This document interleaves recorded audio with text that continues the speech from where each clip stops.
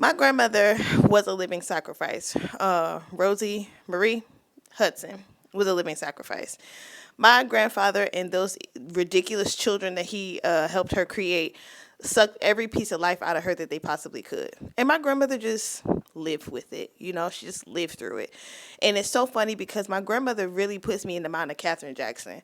It's like she was a mother, best mother she could be, but being married to a demon, like, what you gonna do, you know? And my grandmother tried to leave him. And back in this time, you know, you didn't leave your husband. So, of course, she ended up right back with him. People, oh, you got to do what's right by your husband and your kids. But mind you, the whole time he's fooling at every person he comes into contact with.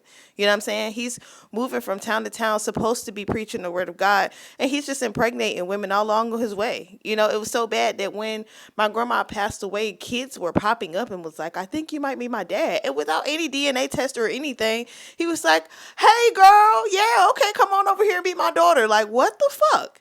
Because he knew what he was out here doing, right? And it was almost like it was the plan to drop seeds everywhere. Like, be fruitful and multiply is not what the fuck he was out here doing.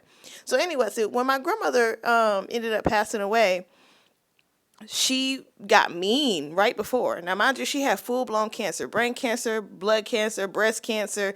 She had full-blown cancer, right? And had lived many years longer than the doctor said she would, almost like 16, somewhere between 16 and 20 years longer than she should have, right? So she would say things when she was like in her last days that really just would shock me, but everybody else thought it was funny. And I'm like, it's not funny. I remember one time my father and his siblings were talking to her about something, and they were trying to convince her that, you know, they loved her or whatever. And this woman said, and I'm not being racist, this is what she said.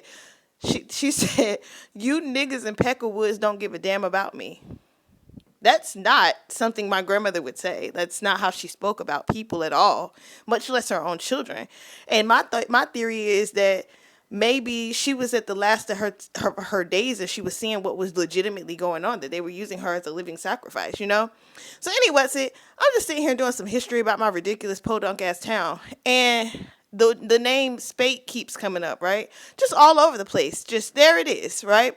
So I looked up, because I'm real big on what things mean, right? So I looked up Spate. And did you know that Spate is a woodpecker?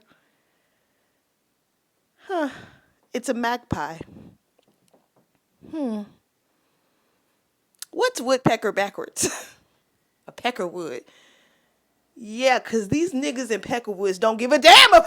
She was right. She was right. Not being racist, but just right.